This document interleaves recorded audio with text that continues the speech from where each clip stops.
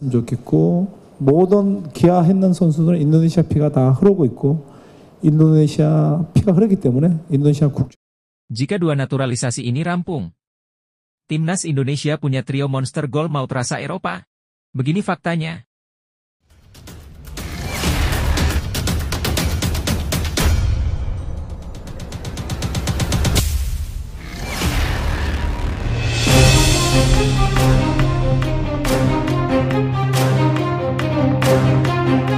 Timnas Indonesia memiliki potensi besar untuk memiliki trio striker yang mampu bersaing di Eropa jika dua pemain keturunan tersebut berhasil dinaturalisasi.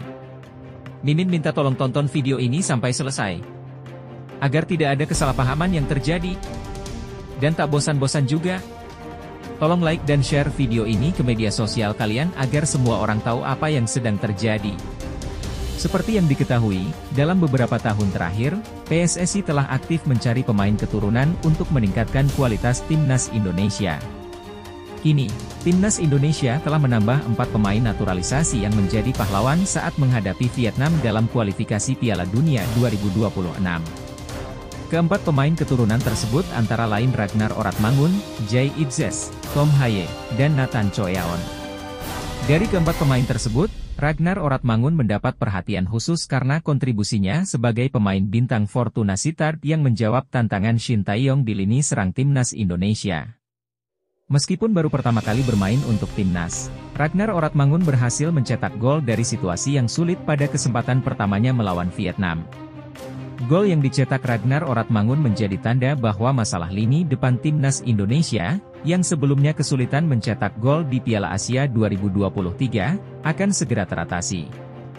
Jika PSSI berhasil dinaturalisasi dua striker keturunan Eropa, yaitu Ulla Romeni dan Ilyas Alhaf, Timnas Indonesia akan memiliki trio striker yang mematikan di Asia, yaitu Ragnar Oratmangun, Ulla Romeni dan Ilyas Alhaf.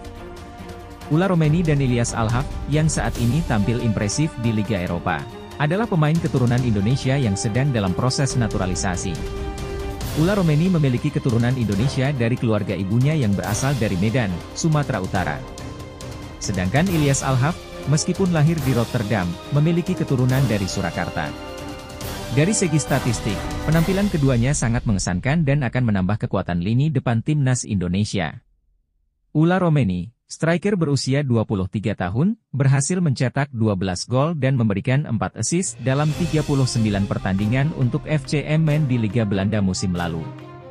Sementara itu, Ilyas Alhaf menjadi andalan lini depan FC Noah di Liga 1 Armenia musim ini dengan torehan 6 gol dan 8 assist dari 26 pertandingan. Dengan kehadiran Ulla Romeni, Ilyas Alhaf, dan Ragnar Oratmangun, Timnas Indonesia dipastikan akan menjadi ancaman serius di kotak penalti lawan. Nah, sebelum lanjut mendengar berita ini, buat para netizen, keluarkan satu kalimat pamungkas untuk menanggapi kabar gembira ini. Menurut kalian apakah mereka harus dinaturalisasi? Mengingat Rafael Struijk juga sebelumnya digembar-gemborkan Raja Gol Eropa, Wonderkid Eropa, striker tajam, tapi setelah masuk Timnas Rafael belum bisa apa-apa. Sedangkan Ragnar juga belum teruji. Mengingat baru bisa mencetak gol saat lawan Vietnam saja, yang notabene-nya tim lemah. Tapi entahlah, kita tunggu apa yang bakal dilakukan Shin Tae-yong dengan banyak naturalisasinya. Mudah-mudahan kehadiran Ulla Romeni dan Ilyas Alhaf menjadi jawaban atas tumpulnya lini depan Timnas selama ini. Patut kita nantikan teman-teman. Mengingat Shin Tae-yong adalah pelatih cerdas dan kaya strategi. Di sisi lain, jangan lupa juga satu kalimat khusus untuk Shin Tae-yong yang sedang berusaha keras memajukan sepak bola Indonesia. Silahkan tulis di kolom komentar. Ayo terbang tinggi Garuda. Mari kita lanjut teman-teman. Menurut Mimin, upaya PSSI dalam mencari dan dinaturalisasi pemain keturunan untuk memperkuat Timnas Indonesia adalah langkah yang tepat dan strategis. Dengan menggabungkan talenta lokal dan internasional, Timnas Indonesia memiliki peluang yang lebih besar untuk bersaing di tingkat internasional, khususnya di Asia. Kehadiran pemain seperti Ragnar Oratmangun, Ulla Romeni, dan Ilyas Alhaf, yang telah menunjukkan performa cemerlang di Liga Eropa, dapat menjadi pendorong bagi Timnas Indonesia untuk meraih prestasi lebih tinggi di kompetisi internasional. Mereka tidak hanya membawa kualitas permainan yang tinggi, tetapi juga pengalaman dan mentalitas juara yang dapat memotivasi pemain lain dalam tim. Namun, PSSI juga perlu memastikan bahwa integrasi pemain naturalisasi dengan pemain lokal berjalan dengan baik untuk menciptakan harmoni dan sinergi di dalam tim.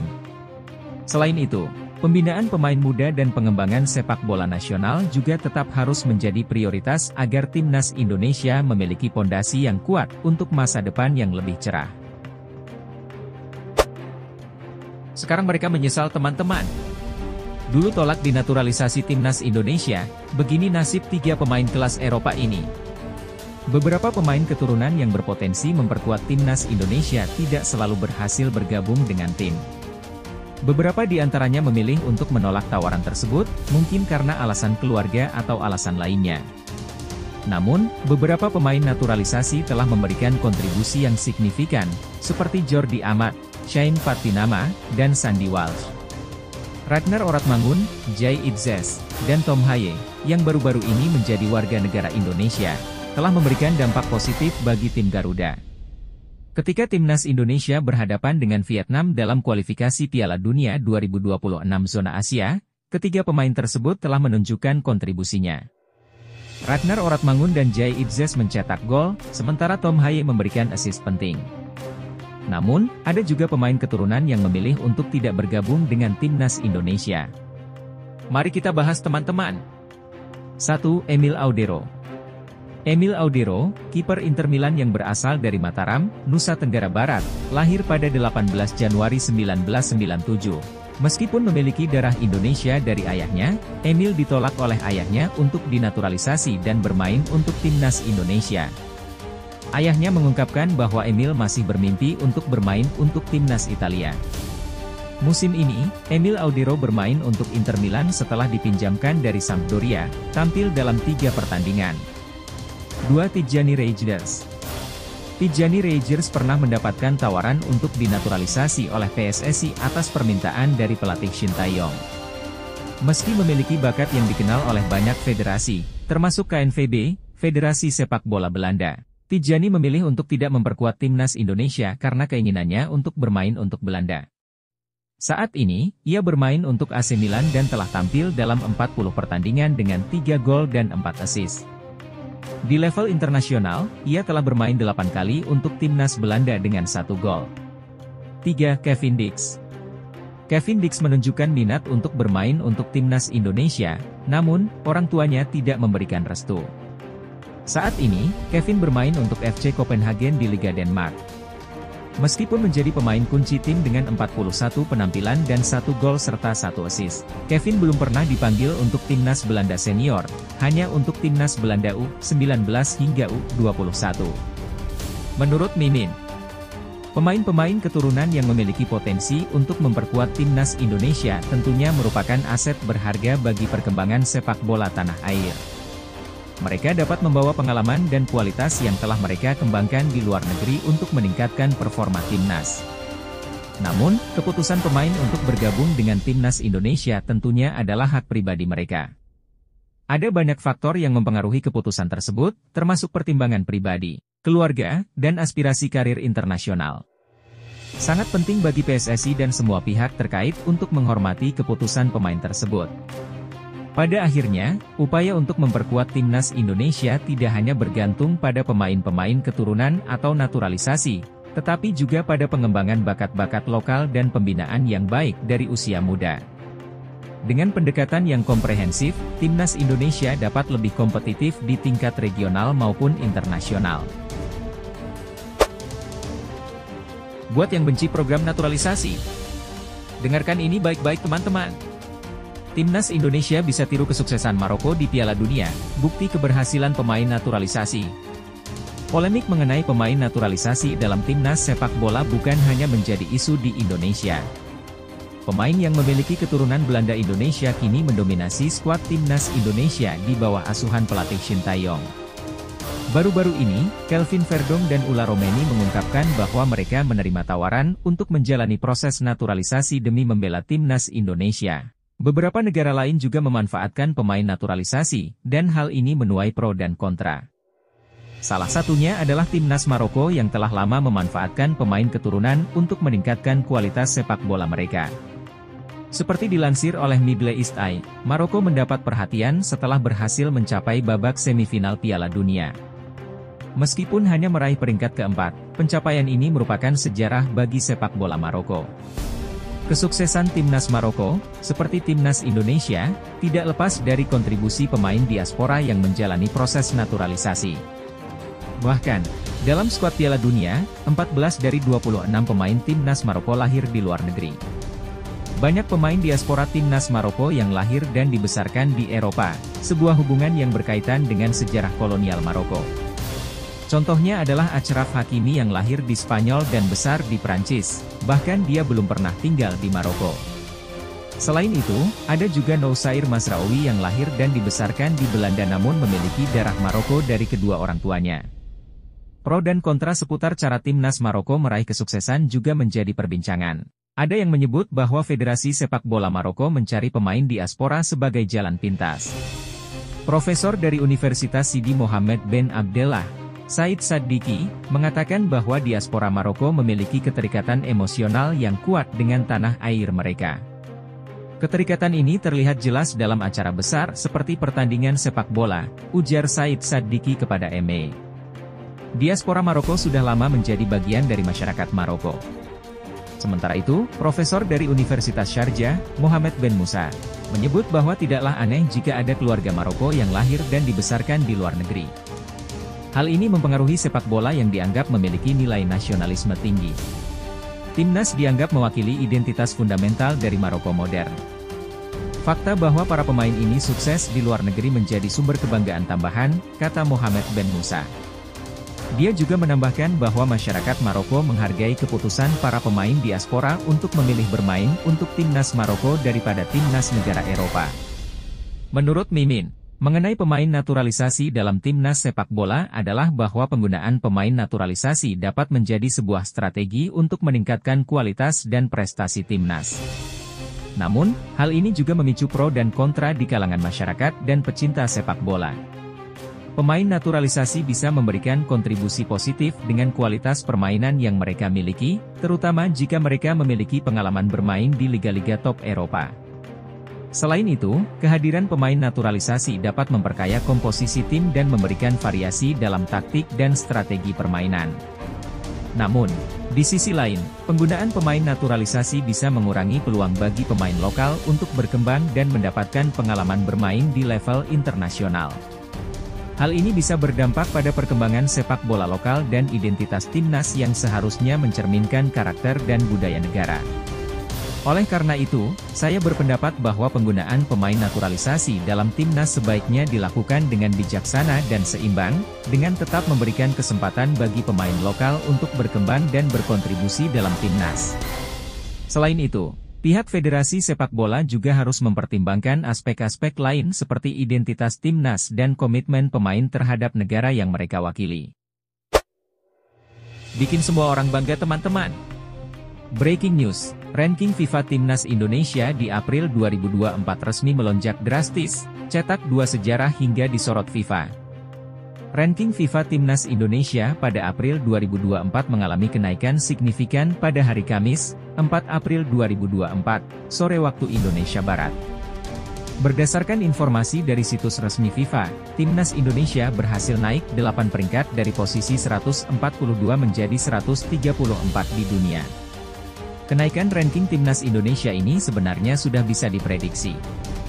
Dengan mempertimbangkan hasil pertandingan, diperkirakan Timnas Garuda akan naik 8 peringkat setelah berhasil mengalahkan Timnas Vietnam 2 kali dalam kualifikasi Piala Dunia 2026 zona Asia. Situs resmi FIFA juga mengangkat prestasi Timnas Indonesia di FIFA Matchday Maret 2024. Ada 2 rekor yang berhasil dicetak oleh tim yang diasuh oleh Shin Tae-yong tersebut. Timnas Indonesia menjadi tim yang meraih poin tertinggi pada FIFA Matchday Maret 2024 dengan total 30,04 poin, hasil dari 2 kemenangan atas Timnas Vietnam. Sementara itu, negara lain yang mendekati pencapaian poin Timnas Indonesia pada Maret 2024 adalah Georgia dengan 21,3 poin. Poin tersebut didapat setelah Georgia berhasil mengalahkan Luxembourg dan Yunani dalam playoff UEFA Euro 2024. FIFA juga menekankan bahwa kenaikan 8 peringkat timnas Indonesia adalah yang tertinggi di antara 209 negara anggota FIFA lainnya pada FIFA Matchday Maret 2024. Negara lain yang mengalami kenaikan ranking adalah Afghanistan, naik 7 peringkat dari 158 menjadi 151. Adapun untuk negara-negara Asia Tenggara lainnya, posisi Thailand tetap stabil di peringkat 101 dunia, sementara Vietnam mengalami penurunan 10 peringkat dari 105 menjadi 115. Malaysia, yang sebelumnya diprediksi turun 4 peringkat, ternyata mengalami penurunan 6 peringkat menjadi 138. Timnas Filipina, yang dikenal dengan julukan The Ascals, juga mengalami penurunan 2 peringkat dari 139 menjadi 141. Timnas Indonesia memiliki peluang untuk naik kembali dalam ranking jika berhasil mengalahkan Irak dan Filipina pada Juni 2024. Menurut Mimin, peningkatan ranking FIFA Timnas Indonesia adalah kabar yang positif dan menggembirakan bagi sepak bola Indonesia. Kenaikan 8 peringkat menunjukkan adanya kemajuan dalam prestasi dan performa timnas di kancah internasional. Dengan demikian, ini menjadi indikasi bahwa investasi dan upaya yang dilakukan dalam pengembangan sepak bola di Indonesia mulai membuahkan hasil. Namun, kenaikan ranking saja tidak cukup. Timnas Indonesia perlu mempertahankan performa positif ini dan terus meningkatkan kualitas permainannya agar bisa bersaing dengan tim-tim kuat lainnya di Asia dan dunia. Dukungan dari federasi, pemerintah, serta masyarakat juga sangat penting untuk memastikan pembinaan pemain dan infrastruktur sepak bola terus berjalan dengan baik. Peluang untuk naik kembali dalam ranking FIFA pada bulan-bulan mendatang tentunya harus dimanfaatkan dengan sebaik mungkin. Pertandingan-pertandingan yang akan datang, seperti melawan Irak dan Filipina, harus dimanfaatkan sebagai ajang untuk membuktikan kualitas dan potensi timnas Indonesia di kancah internasional. Breaking news.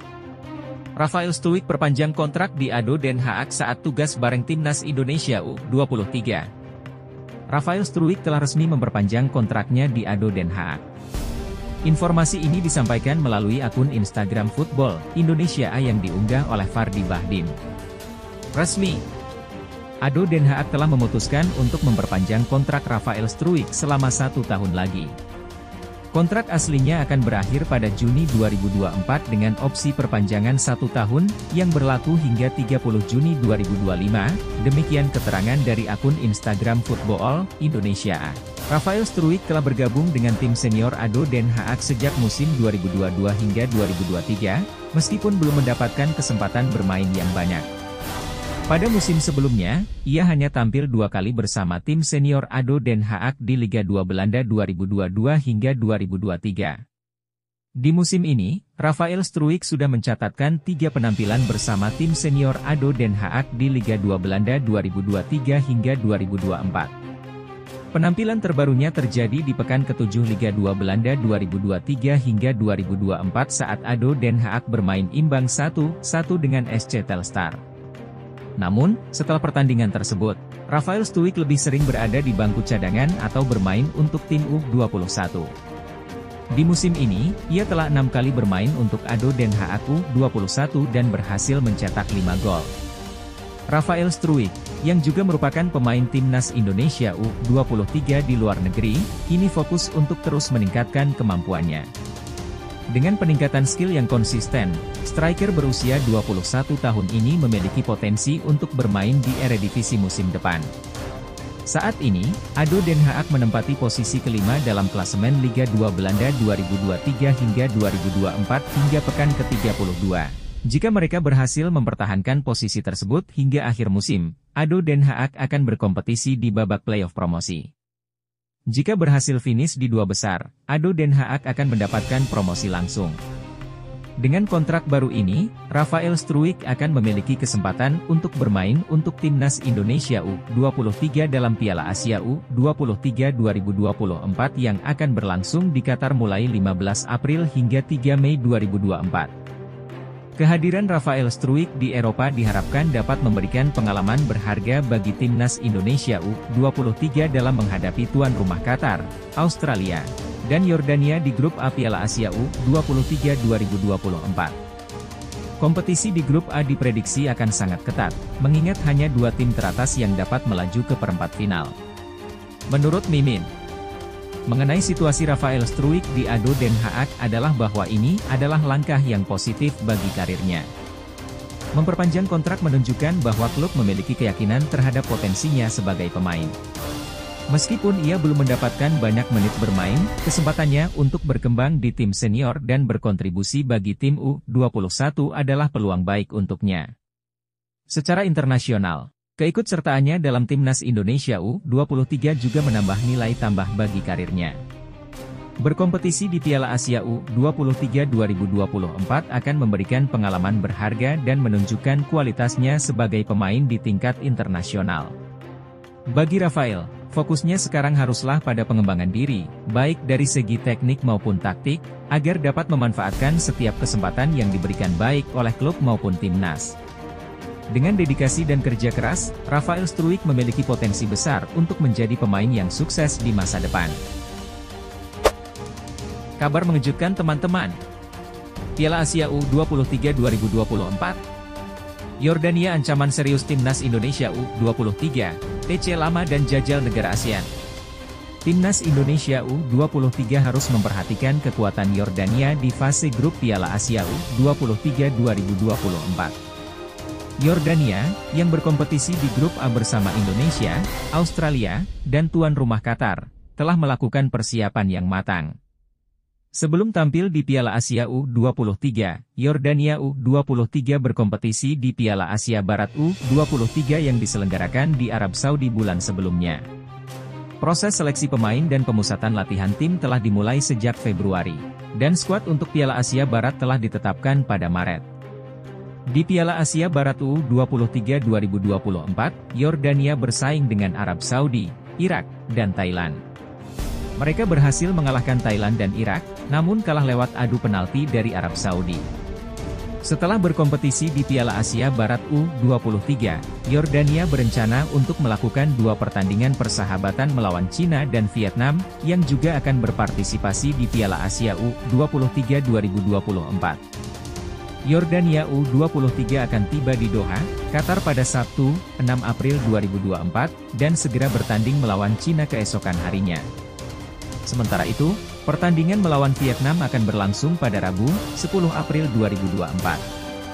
Menurut informasi dari situs resmi Asosiasi Sepak Bola Yordania, JEFA, persiapan jangka panjang dan pertandingan persahabatan adalah upaya untuk mendukung skuad Al-Nashama dalam meraih hasil maksimal di Piala Asia U23, yang juga merupakan kualifikasi untuk Olimpiade 2024.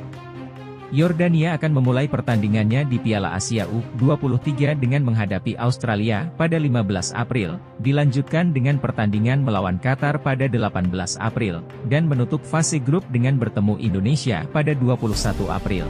Yordania telah menjadi peserta tetap di Piala Asia U23 sejak turnamen ini pertama kali diadakan pada 2013.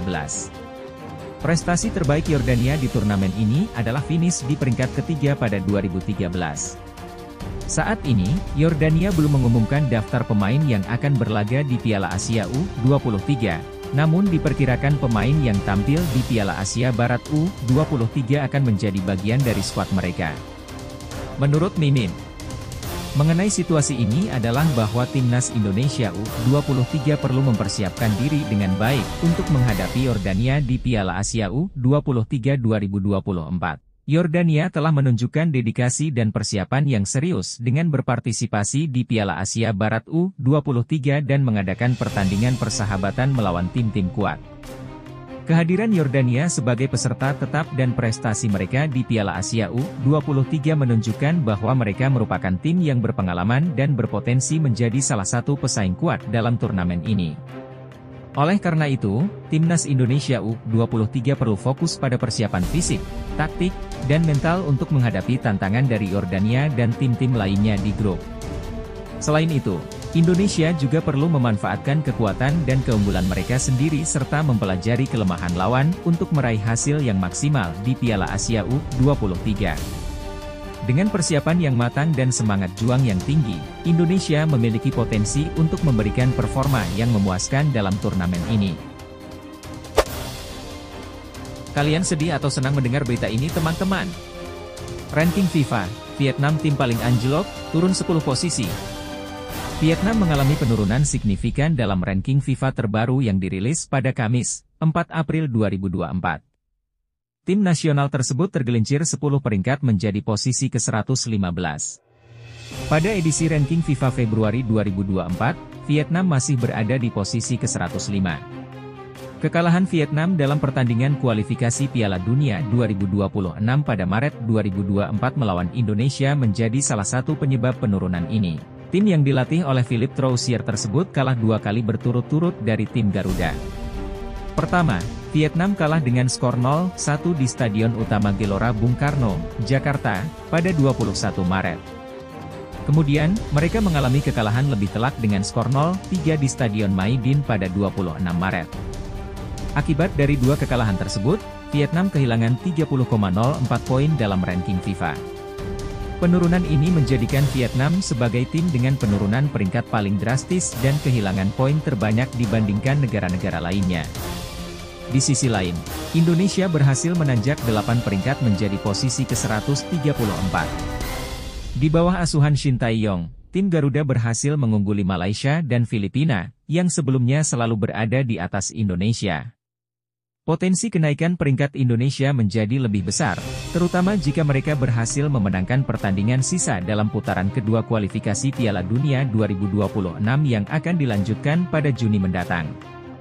Menurut Mimin, penurunan peringkat Vietnam dalam ranking FIFA menunjukkan betapa pentingnya konsistensi dan performa dalam sepak bola internasional.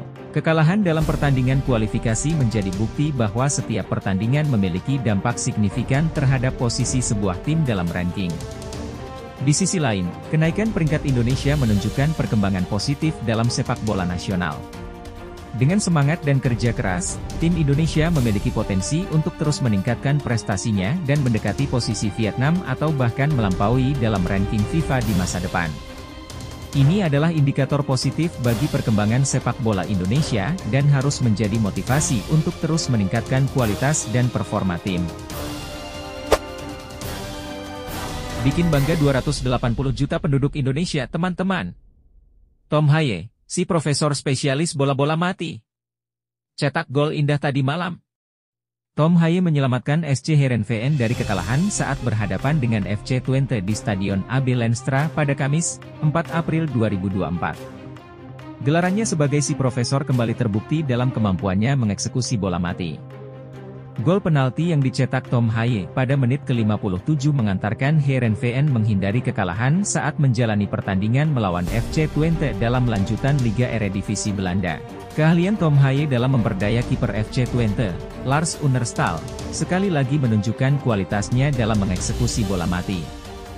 Pelatih Heerenveen, Kees van Wonderen, memberikan kepercayaan kepada Tom Haye untuk mengambil semua bola mati timnya.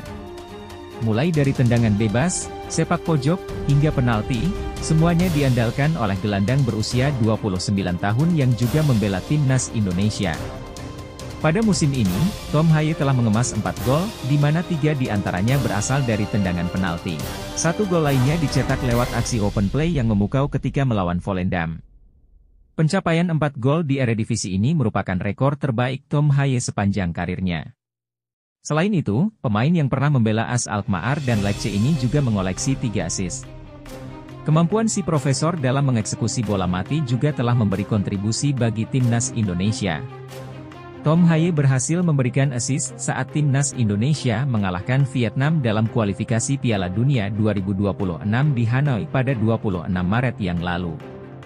Dengan visi permainan yang cemerlang, umpan yang akurat, dan tendangan bebas yang memikat, Tom Haye layak mendapatkan julukan si profesor. Pertandingan antara Heerenveen dan FC Twente yang berakhir imbang memang patut diacungi jempol. Meski sempat tertinggal dengan skor 1-3, Heerenveen berhasil meraih 1 poin berharga. Pertandingan tersebut juga menandai pertemuan antara dua pemain keturunan Belanda Indonesia, yaitu Tom Haye dan Mees Hilgers yang memperkuat FC Twente.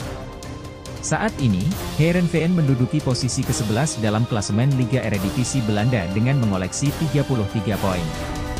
Menurut Mimin, mengenai artikel tersebut adalah Tom Haye memang menunjukkan performa yang impresif sebagai pemain kunci bagi SC Heerenveen. Kemampuannya dalam mengeksekusi bola mati telah memberikan kontribusi besar bagi timnya, baik dalam Liga Eredivisie maupun di Timnas Indonesia.